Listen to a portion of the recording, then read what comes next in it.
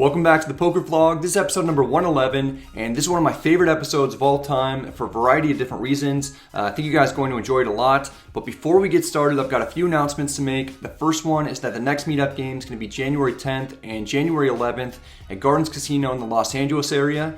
Then after that, we're going to do our first ever European meetup game. We're going to Aspers Casino in London. That'll be a 4-day event going from January 23rd through the 26th.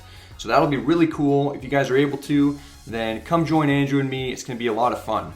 All right, let's go ahead and get started. You forgot to tell everybody that I'm working on my rap song. Oh, sorry about that. It's meetup game day at Grayton Casino. This is one of my absolute favorite places to play poker since it's right next to where I grew up in Northern California. The fact that they hook it up with a huge suite doesn't hurt too much either. In the morning, I take my girlfriend out to Spring Lake, where I used to play with ducks as a kid. Then we hang out with meetup gamer Dan Sparger and his wife Kim at Russian River Brewery, where I've gotten drunk as an adult. Now that I have some drinks in me, it's time to make financial decisions. I arrive at the poker room for some 3-5 no limit. Most of the family's here, lots of others are as well. We have 132 on the list. We'd ultimately get 8 games running, which is the most that we've had at this location. I buy in for 1,000. Before the game starts, one of the players named Rich hooks it up with an awesome custom gift. He knows that I play guitar and he gave me 3 guitar picks with graphics on one side, including one with Cosmo, and on the other, there are some key phrases and some hard facts. Time for some poker. I get off to a slow start before picking up Jack 9 suited under the gun +1. I open to 15. Under the gun +2 calls, small blind calls, as does the big blind. We go 4 ways to the flop. It's King Queen 9 rainbow. We have bottom pair and a gutter. Small blind and big blind check. This is too coordinated of a board for me to feel comfortable betting third pair. I check. Under the gun +2 checks back. The turn is a 10, giving us a second nuts. It's not too hidden with 4 to the straight out there. Small blind and big blind check again. I bet 20. It's a small bet designed to keep people in or induce a bluff. Under the gun +2 raises to 65. This is interesting. It folds to me. I can't imagine that he'd be raising with anything other than a straight or a bluff, so there's no reason for me to re-raise. I call. If the board pairs, I can potentially bet big and rep a full house to get the opponent off a chop. The river is an 8. I check. The opponent gives up and checks back. It turns out he was bluffing. I show the straight. It's a winner. Under the gun +2 tosses cards into the muck. We take it down. Next we have ace deuce in the cutoff. A middle position player limps in. I raise to 20. The button calls, small blind calls, and so does the limper. We go 4 ways to the flop. It comes ace 5-5 with 2 clubs. Small blind and middle position player check. With strong aces, I'll bet, but with weak aces, I check partly for pot control, partly to gain more information from the opponents once the turn comes out, and a little bit for deception. The button checks back. I likely have the best hand. The turn is another 5. Checks to me again. Time to start going for value. I bet 30. The button and small blind call. Middle position player folds. 3 of us see the river. It's the 9 of clubs. I don't have to worry about the flush since I have a boat. Small blind checks. I bet 85 to punish the non-believers. The button folds. The small blind tanks. He does not want to get bluffed on video, so he slides in calling chips. He gets some bad news. We flip over the ace deuce. It's good enough to win it. The opponent shows that he called light with pocket 6s. Check back on the flop. Seems to have gotten us some extra value on the turn and the river. The pot is pushed towards us. The session's off to a good start. I'm having a great time with everyone, having some drinks and playing some poker. Here we have pocket aces under the gun and open to 15. Cutoff calls, the button calls, big blind calls as well. We go 4 ways to the flop and we're second to act. Not necessarily an ideal situation with aces. Flop comes Queen Jack 6 rainbow, big blind checks. I bet 30. Cutoff and button both fold. Big blind calls. She's in for a world of pain. The turn is an 8. 10-9 makes a straight. That's about the only thing to worry about. The big blind checks. I put 100 out there to deny equity. There are lots of rivers that I'll be checking back, so I want to bet big on the turn to protect my hand and get value now. The big blind folds. Probably a good decision. It's tough to beat aces. Pot comes towards us as we show her she made the right fold.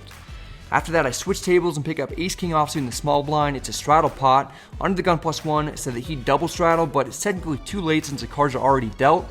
He looks, then he min raises to 20 anyway. The cutoff 3 bets to 75. I'm not a big fan of flatting 3 bets out of position. I could very well have the best hand. Instead, I 4 bet to 250, hoping to take it down immediately. Under the gun +1 folds. Cutoff makes the call. It appears that I'm going to have to go with plan B, which is to make at least a pair. The flop comes ace deuce deuce with 2 diamonds. It's a dream flop for this situation. It's extremely unlikely that I'd be up against a flush draw since it's a 4-bet pot and the ace of diamonds is already accounted for. I down bet to 200. The cutoff does is I'm going to fold dance with his hands and cards. The finale comes as he twirls his jacks into the muck. It's a nice sized pot that's going to be coming right into our general vicinity. This winning thing that I'm doing today is so much more enjoyable than losing. I should definitely do it more often. We're up about 500 on the session, then we pick up pocket queens and hijack. There's a button straddle, the action's on the small blind first, he raises to 40. The big blind calls, and so does the under the gun player. I could go either way between calling and 3-betting, since I imagine the small blind is going to have an extremely narrow opening range with 8 other players to act behind him and being guaranteed to be out of position for the entire hand. Ultimately, I go with a 3-bet to 225. The small blind is an action player, and he's made it clear that he's out to get some Bradley dollars. He makes the call. The big blind and under the gun players both fold. It's heads up in a pot that's already large. The dealer puts out 8-7 deuce with 2 diamonds. The small blind checks. Probably would have gotten 4-bet by aces or kings preflop. I should have the best hand. I don't want to see any overcards or any diamonds without making my opponent pay for it. I bet 300. Shortly after I get my chips out there, the small blind announces a raise to 750. I don't see how I can fold. People somehow always have it though. I've got 13-10 total. The opponent has me barely covered. I guess I can't get away from this one. Come on. I get snap called, then I hear, that doesn't make me feel too great. Sounds like I could be up against kings. Not to worry, dudes. We drill a queen on the turn for top set. I table it. The river's a 5. We essentially have the nuts. Small blind throws his cards down in frustration. I thought that I might have bad beat him, but it turns out we were ahead the whole time. He has pocket jacks. Our assessment of the situation was correct in that we didn't get 4-bet preflop, so we were probably ahead. The dealer gets a count of the chips since we were very even to start the hand. What makes this especially cool is that I look behind me and my dad's standing right there watching. I didn't know he was around, but he happened to stop by to bring me some lunch.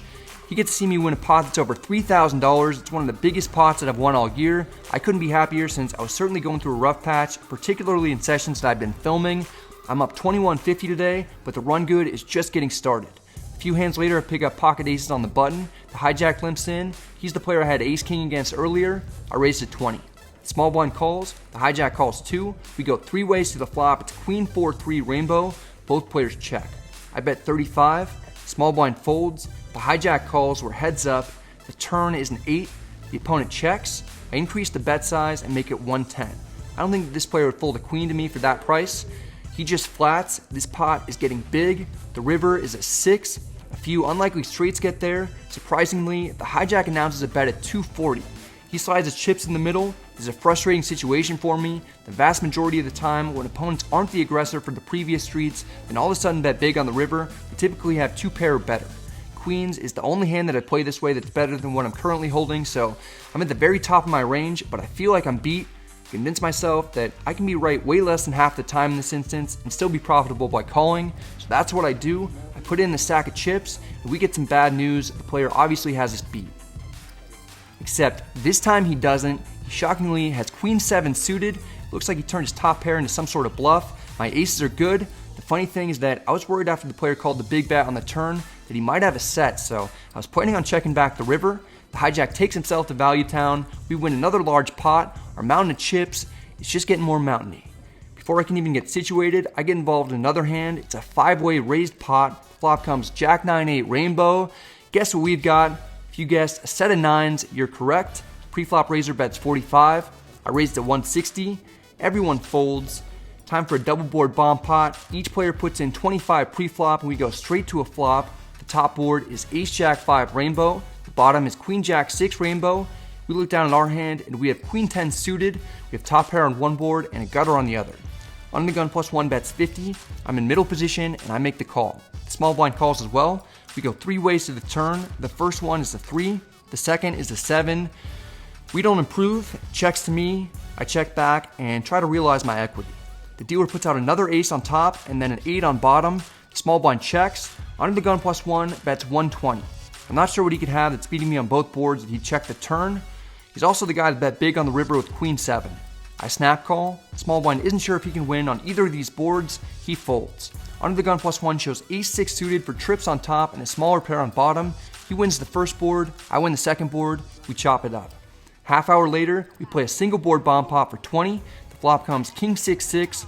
I look down to see I have king queen offsuit in the small blind. It's a strong hand, except I'm first to act, and I'm up against 8 other players. There's a good chance that one of them has a 6 or something else that beats me.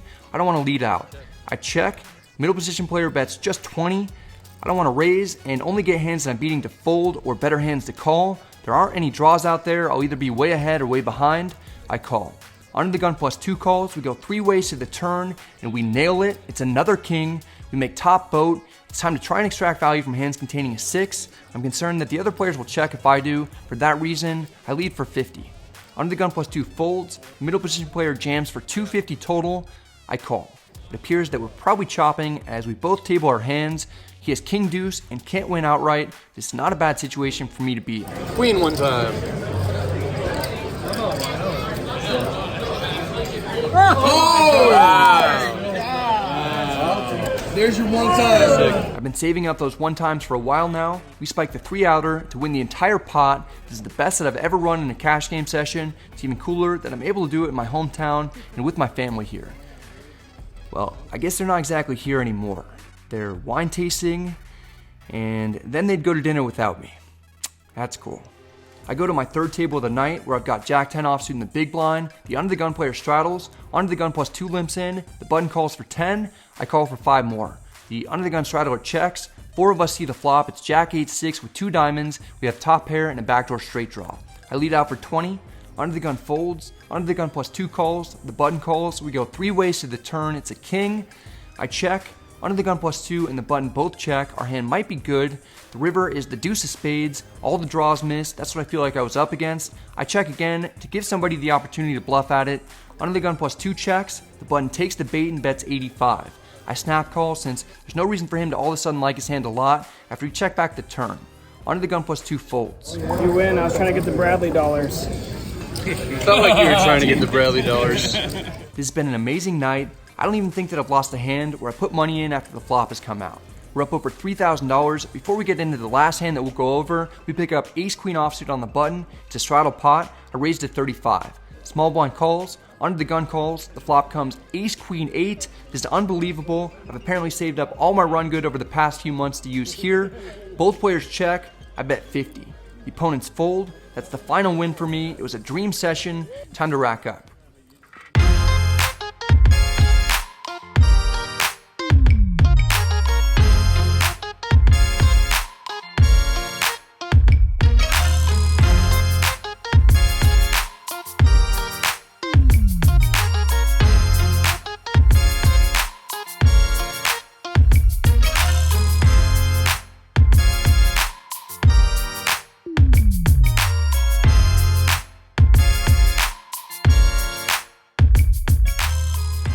Just finished the session. We played 6 hours. I won $3,160, and it was a hometown meetup game, so it was super special for me to have my family out here, to have my girlfriend and my dad. He walked up during the biggest pot of the night. He hasn't seen me play poker too much, so that was really cool that he got to see that.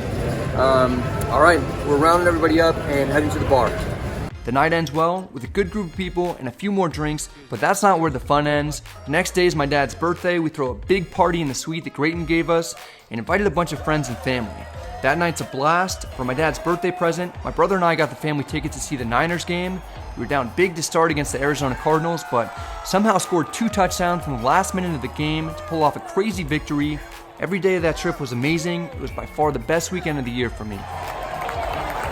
There we go.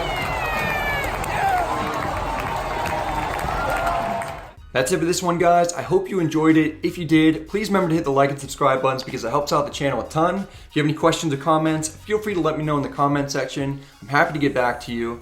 Big thanks goes out to Grayton Casino for allowing us to have the meetup game there. That was awesome. We got a great turnout. Thanks to Rich and everybody else who came and attended the event. That was a lot of fun, guys. Next meetup games are going to be January 10th and January 11th at Gardens Casino in Los Angeles. And then after that, we're going to London. So we'll be at Aspers Casino January 23rd through the 26th. We'll be playing cash for 4 days straight. It's going to be a lot of fun. Hope to see you guys out there. I think it'll be maybe the biggest cash game event of the year. So that's going to be pretty awesome.